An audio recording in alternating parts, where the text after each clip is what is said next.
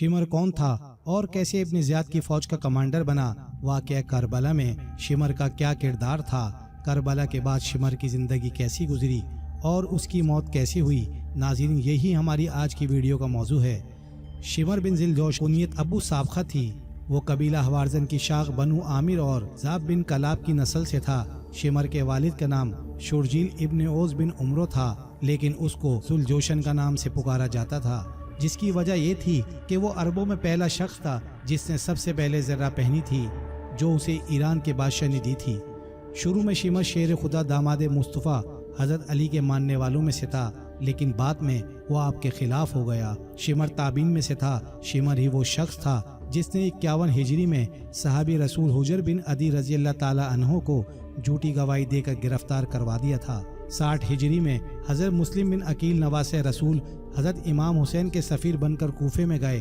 حضرت مسلم بن عقیل کی آمد کے بعد یزید نے عبید اللہ ابن زیاد کو کوفہ کا گورنر بنا دیا، تو عبید اللہ ابن زیاد نے شمر، جو کہ اس وقت ایک سپاہی تھا، اس کو ایک کمانڈر بنا دیا اور حضرت مسلم بن عقیل کے حامیوں کو منتشر کرنے کی مہم پر لگا دیا۔ شمر نے کمان ملتے ہی مسلمانوں پر فتنہ انگیزی کا الزام باندھے اور ان کو سپاہیوں کی مدد سے خوف زدہ کیا، اور پھر ابن زیاد کے حکم سے ہی حضرت مسلم بن عقیل کو شہید کر دیا گیا۔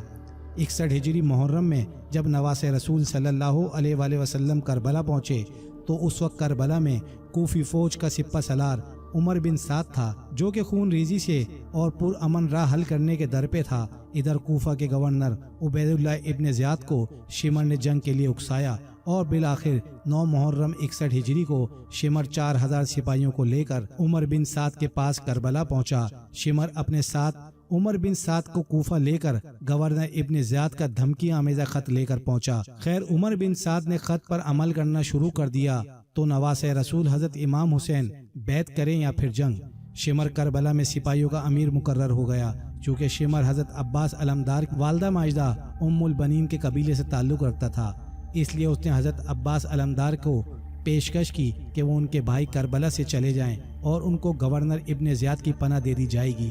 جب حضرت عباس نے امان نامہ پکڑا اور اس کے 2 ٹکڑے کرتے ہوئے فرمایا، میں اور میرے بھائی نواسہ رسول صلی اللہ علیہ وآلہ وسلم سے بغاوت ہرگز نہ کریں گے، ہمت ہے تو سامنے آ اور مقابلہ کر۔ یوم عاشورہ کے دن حضرت امام حسین علیہ السلام نے اہل بیت سے متعلق احادیث بیان کرنا شروع کی تو شمر نے ہی آپ کی بات کاٹی، جس کا منہ توڑ جواب حضرت حبیب بن مظاہر نے دیا۔ یہ وہی بدبخت تھا جس نے 9 محرم کی رات 200 سپاہیوں کے ساتھ خیموں پر حملہ کیا۔ جب حضرت امام حسین میدان میں آئے تو شمر ہی تھا جس نے فوجیوں کو حکم دیا کہ دور سے ہی یکے بعد دیگرے تیروں کی برسات کر دو، ہم شیر خدا کے شیر کا مقابلہ نہ کر سکیں گے۔ اکثر روایت میں آتا ہے کہ حضرت امام حسین کو شہید کرنے والا شمر ہی تھا، اور اسی کے بعد اس نے جستے مبارک پر گھوڑے بھی دوڑائے۔ اکثر روایت میں آتا ہے کہ خولی بن یزید نواسہ رسول صلی اللہ علیہ وآلہ وسلم کا سر کاٹنے کے لیے آگے بڑھا، لیکن ہاتھ کانپ گئے۔ پھر شکی القلب بدبخت اور ذلیل سنان بن انس آگے بڑھا اور انعام و کرام کے لالچ میں امام علی مقام کا سر تن سے جدا کیا۔ امام ابن عساکر نے سیدنا حضرت امام حسین سے روایت کی ہے کہ حضور اکرم صلی اللہ علیہ وآلہ وسلم نے ارشاد فرمایا، گویا میں ایک سفید داغوں والے کتے کو دیکھ رہا ہوں جو اہل بیت کے خون میں منہ مار رہا ہے۔ اسی طرح محمد بن عمرو سے روایت ہے کہ ہم سیدنا حسین کے ساتھ کربلا میں موجود تھے۔ جب شمر کا سینہ ننگا ہوا تو نواسہ رسول فرمانے لگے، رسول اکرم صلی اللہ علیہ وآلہ وسلم نے فرمایا تھا، گویا میں اس سفید داغوں والے کتے کو دیکھ رہا ہوں جو میرے اہل بیت کے خون میں منہ مار رہا ہے، اور شمر برس کے داغوں والا تھا۔ شہادتوں کے بعد 11 محرم کو عمر بن سعد اور شمر 72 شہیدان کربلا کے سر لے کر کوفہ ابن زیاد کے دربار پہنچے، جہاں سے ابن زیاد اس قافلے کو شمر اور اس کے ساتھیوں کے ہمراہ دربار یزید روانہ کرتا ہے، جہاں بہت سے دلخراش واقعات اہل بیت و اطہار کے ساتھ پیش آتے ہیں۔ اسیران کربلا کو مدینے بھیج دیتا ہے۔ اہل بیت کو مدینہ پہنچانے کے بعد شمر لعین کی سرکاری ذمہ داری ختم ہو جاتی ہے اور وہ کوفہ واپس آ جاتا ہے۔ سن 66 ہجری مختار سقفی نے قیام کیا تو شمر نے ان کے خلاف ہونے والی جنگ میں شرکت کی، لیکن مختار سقفی نے شمر سمیت اموی و امرا کو کوفے میں ہونے والی جنگ میں شکست دی۔ مختار سقفی نے ارادہ کیا تھا کہ وہ کربلا کی جنگ میں شریک ہر یزیدی कमांडर को कत्ल कर देगा और अहले बैत के पाक घराने का बदला लेगा।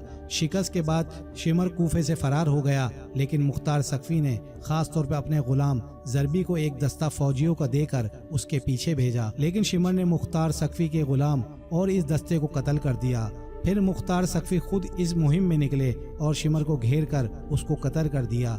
उसका सर गर्दन से उतार कर काला करके नेज़े पर लटका कर पूरे कूफे में घुमाया गया और इसके धड़ को पहले खोलते हुए तेल की देग में डाला गया और फिर कूफे की बाजार में जंगली कुत्तों के आगे डाल दिया और फिर शिमर का सर मोहम्मद बिन हनफिया के पास मदीने भिजवा दिया गया, जिन्होंने नवासे रसूल सल्लल्लाहु अलैहि वसल्लम हज़रत इमाम हुसैन और अहले बैत को शहीद किया। उनका अंजाम ये हुआ कि वो सब के सब बेदरीक कत्ल कर दिए गए, जिनमें से कुछ के सर काट दिए गए और उनके जिस्म को कुत्तों के आगे फेंका गया और उनकी ईंट से ईंट बजा दी। बेशक अल्लाह पाक बेहतर हिसाब करने वाला है। ये वो लोग थे जिनका अंजाम इस दुनिया में बदतरीन हुआ और यकीनन क़यामत में ये बदतरीन अजाब के मुस्तहिक हैं। अल्लाह ताला हम सब के दिलों को भी अहले बैत की मोहब्बत से मुनव्वर कर दे, आमीन। नाज़रीन, उम्मीद करते हैं आपको हमारी आज की वीडियो पसंद आई होगी। कमेंट सेक्शन में अपने ख्यालात का इज़हार ज़रूर कीजिएगा। इसके साथ ही इजाज़त दीजिए। इंशाअल्लाह आपको बहुत जल्द मिलते हैं एक नई वीडियो के साथ।